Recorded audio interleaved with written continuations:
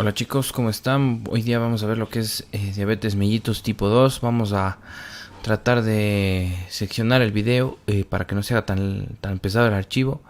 En algunas partes no son muchas diapositivas, pero tampoco está tan corto el tema, así que vamos a tratar de hacerlo lo más rápido que se pueda y lo más bien explicado que puedan. No se olviden también de leer un poco el informe guía, ¿sí? A ver, básicamente la diabetes mellitus tipo 2 es una enfermedad que afecta pues a las células del páncreas, ¿no? A las células secretoras de insulina. Entonces, ¿qué es la diabetes mellitus tipo 2? Como les decía, ¿no? Viene de dos vocablos, ¿sí? Dia y mel, que quiere decir dejar pasar, que sería en este caso dia, y mel, que sería la miel, ¿no? O sea, es como que en 1778, si no estoy mal, se diagnosticaron el primer caso de diabetes porque se daban cuenta de que en la filtración glomerular, a nivel del riñón, la orina salía como una especie de líquido, salía como dulce, ¿no? Y que al dejarla secar en ambiente, o sea, se volvía como cristaloide, y que por presencia de la glucosa, y además era un método, un medio, digamos, de cultivo para agentes microbianos. O sea, era algo como un caldo nutritivo, ¿no? Y siempre y cuando, pues ustedes saben que la glucosa permite que ciertas bacterias se formen ahí. Entonces, en sí, se dieron cuenta por esto incluso el sabor, decían, ¿no? Ya las gentes que prueban esto, yo los dejo a ellos. Decían que obviamente tenía un sabor más dulce, que normalmente debería la orina ser salado por presencia de las sales minerales, de la urea y de la creatinina. Pero en este caso la orina era como más dulcecita. Entonces esto fue, digamos, cuestión de lo que es en sí la diabetes, ¿no? ¿Por qué? ¿Por qué se llama así y tal? Ok, sigamos. Esta es una diapositiva que ya le he usado antes. Bueno, es hecha por mí, pero decidí usarla también para aquí, para el proceso normal de transporte de glucosa, porque es bastante explicativo, ¿sí? Todo comienza desde la alimentación, como tenemos acá a la izquierda. Todo comienza desde aquí. Nosotros digerimos todos estos alimentos y nuestro metabolismo lo va a sintetizar todo como glucosa. Entonces, ¿qué pasa con la glucosa? Pues a través de nuestro tracto digestivo, todos los alimentos se van degradando hasta sus ínfimas partes y ya saben, todo será sintetizado como glucosa, y esto a su vez nos sirve a nosotros para la obtención de ATP, o sea, de energía para nuestras células. Ahora, ¿qué pasa con la glucosa ya dentro de la célula? Es decir, cuando ya se absorbe, ¿no? Como vemos aquí, la glucosa tiene que de algún modo ingresar a la célula, porque para eso es que se sintetiza la glucosa, es que hace la destrucción de las moléculas grandes para esto, ¿no? Para que sea una pequeña y pueda entrar en la célula. ¿Cómo lo hace? A través de la membrana, a través de unos canales proteínicos de membrana que son específicos, dependiendo del tipo de célula, y hay dos proteínas principales que realizan esta función. Esas proteínas vamos a ver en la siguiente diapositiva. Aquí está, en el lado izquierdo tenemos las SGLT, que son los transportadores de glucosa ligados al sodio. Y acá tenemos los transportadores de glucosa simplemente. Ambas son proteínas de membrana. Ambas van a tener la función de transportar la glucosa de un compartimento a otro compartimento, ya sea de un medio extracelular al medio intracelular o del medio intracelular a los vasos sanguíneos. Entonces aquí vemos una imagen bastante explicativa de cómo ocurre el transporte de glucosa. Como pueden ver aquí en la imagen de la izquierda, el páncreas, ¿sí?, se conecta con el conducto colédoco que desciende desde la vesícula biliar en un conducto común llamado el conducto de Wirsung, ¿sí? Acá hay otro arriba que es un conducto accesorio, que es el de Santorin. Pero todos estos van a desembocar aquí y va a expulsar este contenido a la papila duodenal. Bueno, el páncreas, esta sería la sección exócrina del páncreas. El páncreas, como ustedes saben, es una glándula mixta, es decir, tiene secreción tanto endocrina como exócrina. Entonces aquí el páncreas lo que va a hacer es, aparte de sintetizar enzimas para la digestión al duodeno, también tiene otras células llamadas los islotes de Langerhans, que posteriormente vamos a profundizar en ellos porque son las células alfa, beta y delta, que tienen, pues obviamente secretan hormonas, un tipo de hormona. En este caso, lo que nos compete a nosotros estudiar es la célula beta, que va a sintetizar la insulina, ¿sí? En fin, entonces, todo se absorbe aquí, pasa por aquí el alimento, es decir, las moléculas ya aquí ya destruidas, incluso por estas enzimas y tal, pasa y la glucosa se va a absorber en las microvellosidades intestinales. Este es un epitelio de un intestino, ¿sí? Aquí vemos las microvellosidades. Ustedes ya saben que son prolongaciones de la membrana digitiformes que tienen tubulina, ok. Entonces, una vez pasan por estas membranas, acá vemos ya una membrana, una bicapa fosfolipídica, el medio intracelular o citosólico, y acá vemos un vaso sanguíneo. Entonces, ¿cómo va a pasar? Primero por estas SGLTs que tienen este epitelio en este caso, ¿sí? Esta célula epitelial tiene esta proteína, la proteína SGLT. Va a ligar un sodio y el sodio va a abrir la gradiente de concentración para que pueda pasar la glucosa, ¿sí? Este sería el sodio, este sería la glucosa. Entonces la acarrea el sodio, ¿sí? Y ambos pasan al medio intracelular sin necesidad de gasto de ATP. Obviamente el ATP se gasta en las GLUTs, en las transportadoras de glucosa, y ya sería ya un tipo de transporte activo. Es decir, esta glucosa que tiene que salir al torrente sanguíneo, la glucosa que fue absorbida aquí, ¿sí? Tiene que salir al torrente sanguíneo, entonces ahí sí va a tener que usar ATP, ¿sí? Y para expulsar esta proteína es una bomba, una ATPasa, una GLUT, ¿sí? Transportadora de glucosa, pero es una ATPasa. Entonces va a usar el ATP para volver a transportar esta glucosa hacia, en este caso, el vaso sanguíneo. Acá al lado también vemos que para ello, este sodio que había entrado, aquí tenemos una bomba sodio-potasio, ¿no? Para mantener la concentración, igual este sodio y este potasio tienen que salir y entrar, intercambiarse de alguna manera. Entonces aquí es lo que actúa la NAK-ATPasa o bomba de sodio-potasio. Dicho esto, vamos a la diapositiva número 5, donde se explica la acción de la insulina. Algo que tal vez no quede claro aquí, ¿sí? Es que todas esta glucosa, ¿sí? Que se absorbe aquí, que viene por esta proteína SGLT a favor de la gradiente, pasa, se expulsa y es transportada a los vasos sanguíneos, porque la glucosa es transportada por nuestro sistema circulatorio, es decir, toda la sangre tiene que tener glucosa, ¿sí? Para que nutra al resto de las células, para que sirva de nutrientes. Entonces estas GLUTs van a tener también las células receptoras, ¿no? Principalmente va a ser las del hígado, va a células del cerebro, va a células de muchos órganos que tienen estos receptores, incluso al tejido adiposo, células, los adipocitos, que tienen este tipo de receptores que usan precisamente este mecanismo para acarrear glucosa y para usarla, ¿no? Usar la glucosa como fuente de energía para, pues, realizar el ciclo de la respiración celular, la glucólisis, el ciclo de Krebs y demás. Bueno, eso no vamos a profundizar mucho aquí porque no corresponde. Lo que quiero que sepan es cómo llega la glucosa a las diferentes células del cuerpo, ¿sí? Y la cuestión de qué es acción de la insulina. Como les decía, la insulina es una hormona, es una citocina secretada por la porción endocrina del páncreas, por las células beta. En este caso vemos que aquí tienen las alfa, beta y delta. Decir también que las alfa no es tan importante, pero vale que se sepa que las células alfa secretan lo que es el glucagón. El glucagón es lo contrario de la insulina, ¿no? Si la insulina hace que las células del cuerpo se estimulen para que absorban la glucosa, pues hará lo contrario, ¿no? Hará que no se absorba la glucosa, ¿sí? Será como un supresor.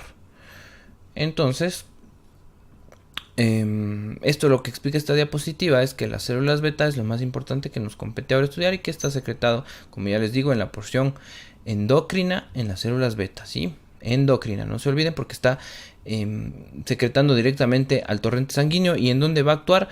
Pues va a pasar por la sangre, y por la sangre va a actuar en la mayoría de células de nuestro organismo que necesiten glucosa, ¿no? Ya sean las células musculares, que como ustedes saben almacenan mucha energía, el cerebro, que también gasta bastante energía, el hígado, que funciona como almacén de energía para usarlo posteriormente, para realizar también la creación del glucógeno y demás. Entonces, ahora lo que vamos a hacer es conocer un poquito de la patología y de algunos términos que tenemos que saber en general para poder explicar posteriormente a qué se refiere con la patología de la diabetes y por qué las causas, ¿no? Lo que se conoce acerca de lo que le está causando. Vamos a ver, como saben ustedes, tenemos que tener de hecho azúcar en sangre, pero los niveles altos de azúcar en sangre se denominan hiperglicemia y los niveles bajos hipoglicemia.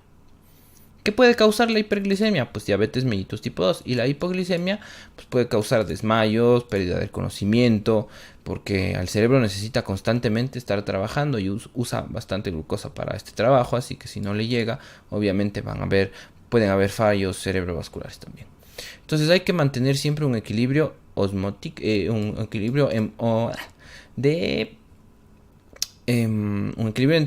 lo que es los niveles normales, ¿no? Si preguntan cuáles son los niveles normales de glucosa en sangre, pues más o menos son estos de aquí. De 70 a 100 miligramos por decilitro de sangre se considera dentro de un rango normal. ¿Sí? Si tenemos 70, 60, 80, está bien. Si tenemos por ahí a un 50, ya le empezamos a ver que puede ser una hipoglicemia. O si tenemos más, ya obviamente pues, sospechamos de una diabetes, ¿no? Aquí, por ejemplo, nos da estas medidas. Y que también es una prueba de sangre de glucosa, ¿sí? Que se llama glucemia, justamente aquí le tenemos. Esta prueba de glucemia nos va a decir cuánta cantidad de glucosa hay en sangre. Entonces, si nos sale un resultado como este o similar, obviamente que no varíe mucho la cifra, va a ser un nivel normal de glucosa en sangre, ¿sí? Esto obviamente tomando en cuenta de que el paciente no ha comido todavía, ¿no? Porque si obviamente come, ya los niveles de glucosa aumentarán hasta que obviamente el cuerpo vuelva a usar esa glucosa, pero si es que es en ayunas, pues estos son los niveles óptimos. Si es que el paciente está en ayunas y le hacemos la prueba de la glucemia y nos da un valor superior a 100, ¿sí? Tenemos que corroborar obviamente con otra prueba más para ver si es que el paciente tiene diabetes mellitus, pero se lo considera como un prediabético. Aunque obviamente tendríamos que hacer una segunda prueba para corroborar. Si esto no podemos determinarla con una sola prueba, ¿sí? Tenemos que hacer otra prueba más para ver si han descendido los niveles de glucosa o más bien si se mantienen ahí y el paciente sigue sin comer, entonces obviamente le podemos estar diagnosticando ya una diabetes mellitus. Como podemos ver aquí, el nivel si es superior a 126, si vemos un 130, un 150, sospechamos ya de una glucosa en sangre bastante alta. Y encima si es que hacemos otra vez los exámenes y si es recurrente, obviamente está en ayunas, pues obviamente el paciente tendrá diabetes mellitus tipo 2, porque ya es muy alto el nivel de glucosa en sangre. Ahora, si el paciente obviamente para corroborar todos estos datos, porque tenemos que estar muy seguros de lo que estamos diagnosticando, así que tenemos otra prueba más, que es de la hemoglobina glucosilada, que es esta de aquí, y las siglas las pueden encontrar como HbA1c. Sí, este es el nombre de la prueba. Se considera normal. Esta prueba, mide lo que es la cantidad de glucosa en el eritrocito. Porque la glucosa se transporta también en el eritrocito, ¿no? El eritrocito ancla la glucosa y entonces esa glucosa la mide en esta prueba, ¿sí? Los niveles normales se considera de 4.5 a 6% de glucosa que tiene que estar adherida en la sangre. Y si ya vemos que hay un 7%, más del 7%, es una prueba también que nos está corroborando que el individuo puede tener diabetes mellitus tipo 2. ¿Sí? Esto en cuanto a lo que son algunos términos que tenemos que usar de aquí en adelante cuando hablemos de esta enfermedad. Tenemos que siempre referirnos con estos datos que son una media para que nosotros podamos darnos cuenta si el paciente está normal o si el paciente ya tiene alguna alteración. ¿Sí? Ahora vamos a conocer en sí la patología, ¿sí? Como ustedes saben, la insulina es una hormona y toda hormona tiene las células blanco, ¿no? Como ya sabrán ustedes y como estamos estudiando en histología esta cuestión de las glándulas y las hormonas que ya habíamos revisado. Entonces, ¿cuáles son las principales células blanco de la insulina en este caso? Que es lo que vamos a estudiar ahora para entender cómo es, a dónde va esa insulina. La insulina secretada en el páncreas pues tiene como principales células blanco las células hepáticas, es decir, los hepatocitos, las fibras musculares y el tejido adiposo. Comprendido esto, vemos que todos estos tejidos necesitan abundante ATP, o trifosfato de adenosina o adenosina trifosfato. Es la energía. Todos estos tejidos necesitan mucha energía. En el caso del músculo, para contraerse y atarse continuamente para movernos, ¿no? En el caso del hígado va a ser el almacén de glucógeno y obviamente la glucosa tiende en exceso a almacenarse como tejido graso. Si todo esto va a ser almacén de energía. Es nuestra batería, por así decirlo. Pero obviamente esto tiene que estar regulado. Tiene que estar en condiciones normales, como ya habíamos visto los valores normales anteriormente que les había demostrado. Ahora, ¿qué pasa cuando hay un exceso de glucosa? ¿Cómo comienza la diabetes mellitus? La diabetes mellitus, generalmente el exceso de glucosa comienza a nivel de lo que es el endotelio vascular. Es decir, lo primero que se daña siempre van a ser los vasos sanguíneos. Lo que vamos a exponer ahora en esta diapositiva es precisamente esos daños endoteliales y cómo se producen. Para ello, histológicamente vamos a revisar las subcapas del endotelio vascular. Como tenemos aquí esta capa más periférica que es el lumen, aquí tenemos la túnica íntima, estas son las células epiteliales, ¿sí? La túnica íntima, que es este espacio en blanco, ¿sí? Y esta es la capa muscular, en este caso es músculo liso. El músculo liso que tienen todos los vasos sanguíneos. Entonces, conociendo ya estas capas, vamos a ver que el exceso de glucosa que pasa por el lumen, porque por aquí es donde transita la sangre y obviamente aquí está el exceso de glucosa que estamos teniendo.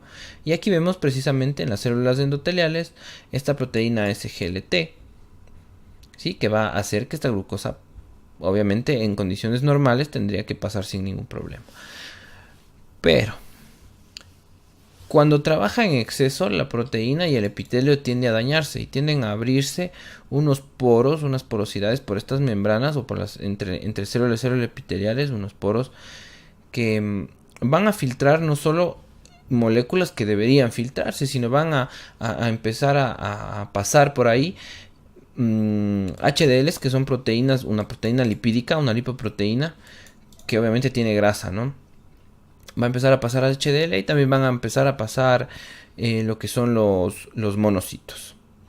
Los monocitos obviamente se van a transformar en macrófagos y los macrófagos van a fagocitar este HDL. Y ahora tenemos lo que es una célula espumosa, se la llama. Cuando esta célula espumosa se rompe, va a liberar todos estos factores. Son grasas, lipoproteínas y factores tóxicos para la célula. Y esto empieza a formar una placa. Una placa que obviamente es una placa de grasa que empieza a hacer como vasoconstricción. O sea, empieza a aplastar al vaso, como se ve aquí en la imagen. Ven que aquí está como esta placa formando un como que le comprime, le aplasta, ¿no? al vaso. Y es por eso que también generalmente los diabéticos son también hipertensos. Entonces aquí lo que se va a formar es una arteriosclerosis.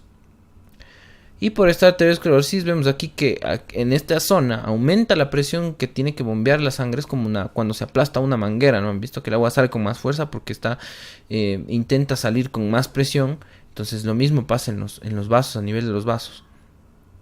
Se va a aplastar aquí y esto va a empezar a salir con más fuerza. Es por eso que les aumenta la presión sanguínea también a los pacientes con diabetes. Y vamos a ver que este daño también a nivel de las membranas del endotelio va a repercutir también en otros órganos como es el riñón. Porque como ustedes sabrán, el riñón, el glomérulo renal, tiene una arteriola aferente y una eferente que a la final tienen endotelio vascular y se van a dañar de la misma manera y van a permitir el paso de elementos que no son necesariamente orina. Sigamos. Bien, Entonces, como les decía, aquí hay algunas consecuencias que tenemos que tomar en cuenta. El nivel alto de glucosa en sangre se da porque ya hay un daño en las células pancreáticas. Y en estas células beta van a empezar a producir menos insulina. En los peores de los casos va a dejar de producir insulina, pero aquí menos insulina de la que el cuerpo requiere para absorber toda esa glucosa o para estimular a las células a que absorban esa glucosa. Entonces se va a ir dañando, como ya les explicaba en la diapositiva anterior, este endotelio de estos vasos. Y a la final lo que filtra en la orina es precisamente este endotelio. Las membranas obviamente de estas células endoteliales son las que realizan el filtrado glomerular para que obviamente acá salga la orina y acá regresen todo lo que el cuerpo sí necesita. Entonces, ¿qué es lo que está pasando aquí? Cuando hay un paciente diabético y ya se ha presentado estos daños en la membrana y hay menos insulina obviamente, por esto no se absorbe la glucosa y la glucosa ya va dañando este endotelio. Se va a dañar esta membrana y van a empezar a filtrar elementos como proteínas y glucosas a la orina. Es por eso que decíamos que en la diabetes antiguamente se probaba la orina para corroborar que esté dulce, ¿no? Antiguamente se hacía, ahora ya hay otros métodos obviamente más precisos para medir. Y entonces esto pasa, ¿no? Por eso es que aquí estas paredes se debilitan y empieza a pasar todo lo que no se debe pasar. O sea, solo debería pasar urea y creatinina, pero aquí ya empiezan a pasar moléculas más grandes por cuestión de la hiperglucemia. Y entonces, ¿qué le pasa al organismo? Se vuelve resistente a la glucosa, es decir, no absorbe, no está metabolizando la glucosa. Eso se llama resistencia. Cuando no se metaboliza la glucosa, resistencia. ¿Sí? Esto es un caso ya de insuficiencia renal. Generalmente vienen ligados lo que es la diabetes mellitus con la insuficiencia renal. Y ya vamos a ver otros fallos también que producen las células hepáticas.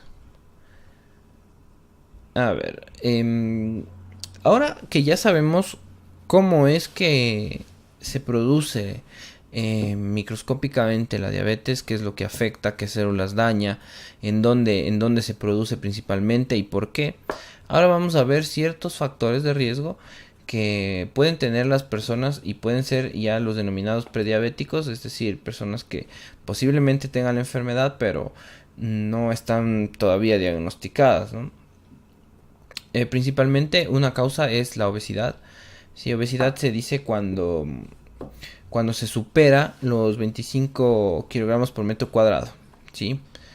Entonces, eso ya sería ya sobre todo la obesidad abdominal, ¿no? Tenemos que cuidar bastante esta zona, ¿no? Porque aquí es donde se almacena la mayor parte de tejido graso. Y pues esa podría ser un factor de riesgo bastante alto para que puedas contraer diabetes. En otro caso también tienes tendencia, si fuiste un niño que nació con sobrepeso, digamos con el mismo sobrepeso pero infantil, también tendrías la probabilidad, ¿no? Tendrías más altas probabilidades de contraer la enfermedad. En el caso de que hayas tenido antepasados también con la enfermedad, también eso te hace más propenso. En el caso del embarazo hay lo que se llama la diabetes gestacional, que les da precisamente a las mujeres embarazadas por alteraciones hormonales, pero aquí si esta diabetes no se baja, o sea, es decir, si esta hiperglicemia no se le baja después de haber dado a luz a la madre, es también muy probable que contraiga la diabetes mellitus tipo 2. Puede ser que ya hayan habido ya algún daño en las células del páncreas, así que hay que tener mucho cuidado también con los controles de azúcar en las embarazadas. Y otra, pues, aquí en el Ecuador es ser mayor de 45 años, ser mayor de 45 y 50 años también es otro factor de riesgo que ya después estadísticamente vamos a ver el por qué. Listo. Ahora, ya hemos diagnosticado a nuestro paciente con diabetes. Aquí hay varios tratamientos que nosotros podemos seguir. Si es que el paciente obviamente aún no está diagnosticado como tal, como diabético, sin embargo está sufriendo un aumento de peso, tiene bastante ansiedad por comer, tiene que buscar lo que son las prevenciones, ¿no? Entonces en estas prevenciones lo más importante es una dieta balanceada, vitaminas, carbohidratos, se necesita todo, proteínas y todo, y grasas, pero todo conforme a lo que debamos comer y nuestro cuerpo pueda utilizar, lo que nuestro cuerpo necesita. En exceso ya sería algo malo, porque podríamos también contraer diabetes mellitus tipo 2. Y el ejercicio físico es importante porque el ejercicio hace que a nivel muscular, como ustedes saben, se almacena ahí bastante glucosa. Entonces hace que esas células de nuestros músculos trabajen y coman con normalidad, coman su glucosa con normalidad, se alimenten con normalidad. El problema de la diabetes es cuando las células ya están muy llenas y no quieren comer, no quieren alimentarse, ¿sí? Entonces ahí es cuando hacen resistencia a la glucosa. Entonces precisamente estos son dos factores de prevención que se deben tomar en cuenta. Luego de aquello vamos a ver ya lo que son ya tratamientos para personas que ya han sido diagnosticadas con la enfermedad. Tenemos lo que es un farmacológico vía oral, que en este caso es la metformina, que es del grupo de las biguanidas. Las biguanidas son nada más fármacos, yo creo que eso vamos a ver en farmacología más a fondo. La metformina es un fármaco que actúa en el hígado principalmente. Sí, reduce la glucogénesis hepática. Es decir, en el hígado nosotros almacenamos lo que es pasa la glucosa al hígado y almacenamos como glucógeno, y eso se llama glucogénesis hepática. O sea, todo lo que la glucosa la transformamos en glucógeno, la almacenamos así, y después el glucógeno se rompe para producir glucosa y a su vez energía, ¿sí? Ese es el proceso como obtenemos de la energía nosotros, pero siempre y cuando haya esta glucogénesis. Si es que no hay la glucogénesis hepática, o si se suprime la glucogénesis, va a haber menos glucosa en sangre, ¿sí? Entonces esto es lo que hace la metformina. A cierta forma suprime este proceso para que haya menos, para que se controle más los niveles de azúcar en sangre, haya menos azúcar en nuestros vasos sanguíneos en la sangre. Entonces la metformina se usa mucho, ¿no? En pacientes diabéticos. A veces se lo mezcla incluso la metformina con ya insulinoterapia. Sin embargo, la metformina solo se recomienda para pacientes que tengan menos de 300 miligramos por decilitro. O sea, esto en niveles de glucosa. Si es que tiene obviamente de 300 o más, ya no se le puede dar metformina, se tiene que inyectar la insulina. Y obviamente la metformina está contraindicada si es que el paciente, que el diabético, ya ha desarrollado insuficiencia renal, porque la metformina se metaboliza precisamente en los riñones, y si es que el paciente ya tiene insuficiencia renal, pues sería muy muy dañino para sus riñones el hecho de que le recetemos metformina. Así que mucho cuidado con esto. La metformina siempre y cuando no tenga insuficiencia renal y tenga más de 300 miligramos por decilitro de glucosa en sangre, ¿sí? Y por último tenemos lo que es la insulinoterapia. La insulinoterapia, hay que reconocer aquí que hay 3 tipos de insulinas, ¿no? Que se administran obviamente vía subcutánea. En la imagen de abajo tenemos tenemos aquí varias fotografías, bueno, varias ilustraciones serían de lo que la técnica correcta, ¿no? Tenemos que coger más o menos haciendo un arco en nuestro dedo, lo que dé de tejido, obviamente, y tenemos que hacer como un pellizcón, levantar y tenemos que pinchar. Como vemos aquí en el centro está lo que es el pellizco correcto, es decir, no tenemos que apretar demasiado, porque acá vemos que ya estamos pasando, ¿no? Puede ser esto una capa muscular, entonces ya estamos pasando. No, tiene que ser subcutáneo, nada más subcutáneo, apenas llegando al tejido adiposo, ¿sí? No puede pasarse a la capa muscular, es decir, tenemos que insertarle la aguja en el tejido adiposo, como vemos en las imágenes. Bueno, esto en cuestión de la técnica, solo para adjuntar. Vamos a ver los tipos de insulina, ¿no? Tenemos 3 tipos de insulina: de acción rápida, de acción inmediata y de acción lenta.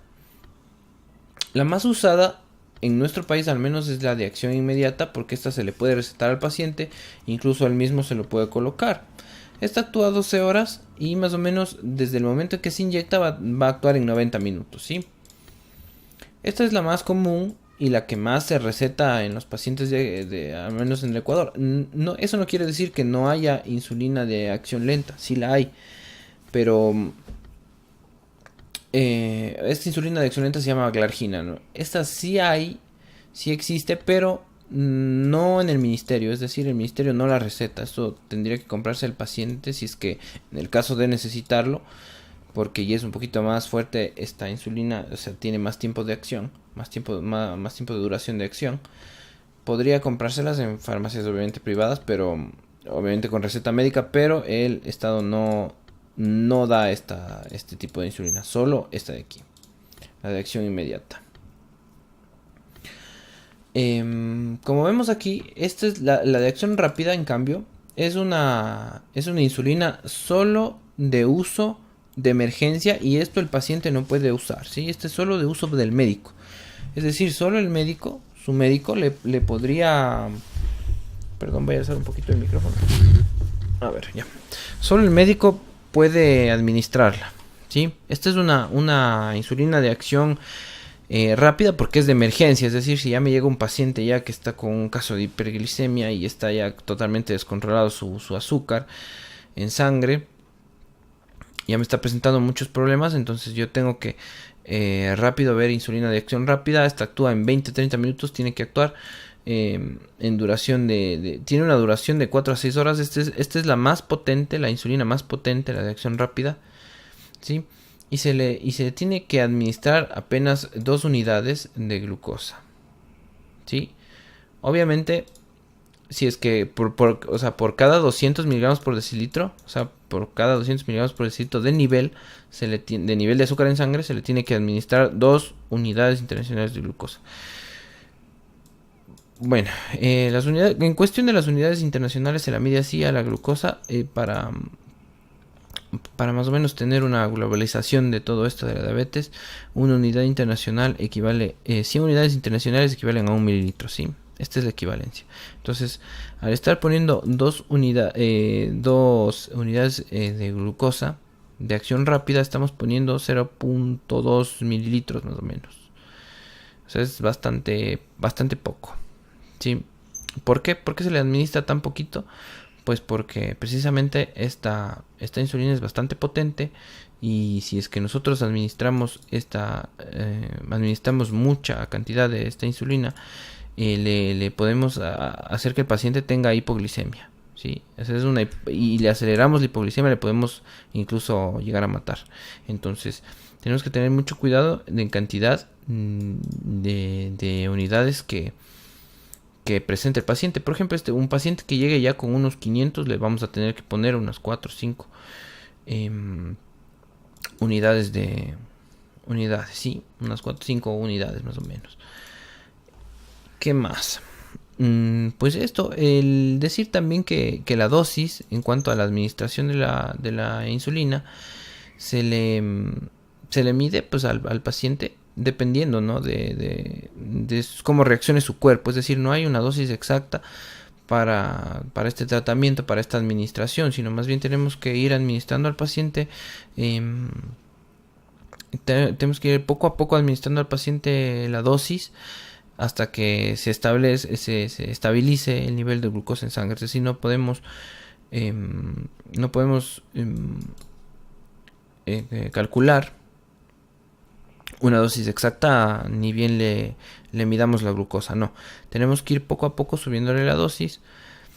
Al menos si estamos usando esta de aquí o esta de aquí, tenemos que darle más o menos unas 50 unidades, ¿sí? Tenemos que darle más o menos unas 50 unidades de esta o de esta. Recuerden que esta de aquí se le da poquito porque es una muy potente, y esta es para tenerlo controlado al paciente. Se le administra unas 50 unidades. Bueno, hay que irle subiendo de 10 en 10, ¿no? Hay que ir subiendo de 10 en 10 hasta que se estabilice el nivel de glucosa en sangre. Y a ver, bueno, ahora ya que sabemos todo esto de la insulinoterapia y tal, cómo se lo trata al paciente, cómo le debemos tratar, vamos a ver un poquito de estadística. Estadísticas en el 2016 de estos 3 países, ¿sí? Tenemos que aquí una muestra se ha tomado en pacientes o en personas que han presentado la enfermedad, que en su mayoría tenían 40 años o más. ¿Sí? Entonces el factor de riesgo edad, 40 años o más para estos 3 países. ¿Sí? Tanto Ecuador, tanto Brasil y Perú. El porcentaje de, o sea, tomando la muestra, el 10% de la muestra, 1 de cada 100, o sea, 1 de cada 10, perdón, es diabético, ¿sí? En este caso vemos que el 12%, y en este caso vemos que Perú tiene más bajo porcentaje de diabetes en personas de 40 años, que es el 7%. Esto, según la revista Redacción Médica, colaborada con el Ministerio de Salud Pública de Ecuador. Ahora, lo comparamos con Estados Unidos. Ahora, el 9.4% del total de la población es diabético. Es decir, ya no depende de esta cifra de los 40 años, sino es de toda la población, del total poblacional, es de 9.4. Es decir, si es que midiéramos solo esta cifra, debería ser muchísimo más alta. ¿Ok? Pero aquí del total poblacional, es decir, el total de la población de Estados Unidos, el 9.4% ya presenta diabetes. Y de este 9.4, el 0.4 aproximadamente tiene ya diabetes juvenil. Es decir, aquí hay un índice de diabetes juvenil más elevado que en estos países latinoamericanos. ¿Sí? Más o menos esta cifra de aquí equivale a 30 millones de personas, ojo.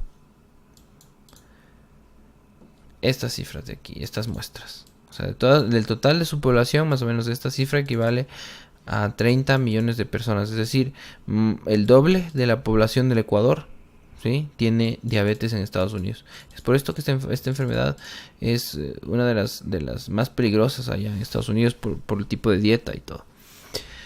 Esto según la Asociación Americana de Diabetes. Entonces esto más o menos es una comparativa, ¿no? Estamos comparando las prevalencias o índices de diabetes mellitus tipo 2 en estos países.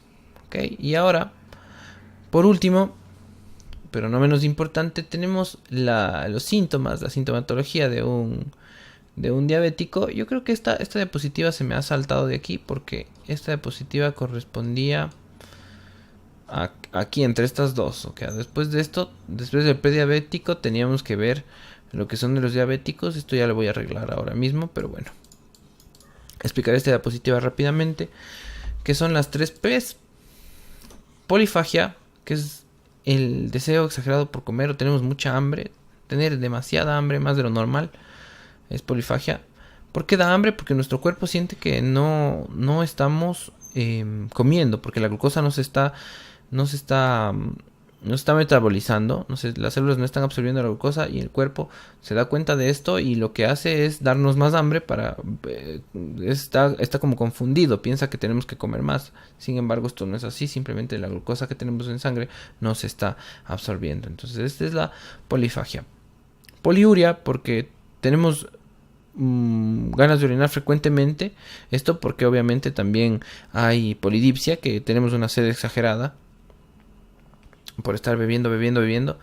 Obviamente todo esto para tratar de compensar las presiones oncosmóticas de los vasos sanguíneos. Por eso es que vamos a estar tratando de beber lo más que podamos.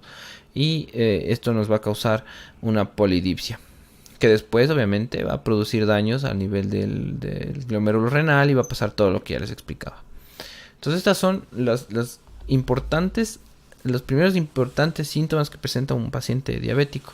Ahora también puede haber complicaciones como pérdida de visión, enfermedades cerebrovasculares, arteriosclerosis, irritabilidad, entre otras, ¿no? Pero lo importante aquí es saber estas 3 P's que son lo que nos va a dar una pauta para sospechar que el paciente pueda contraer diabetes o puede estar con diabetes o puede ser un paciente prediabético.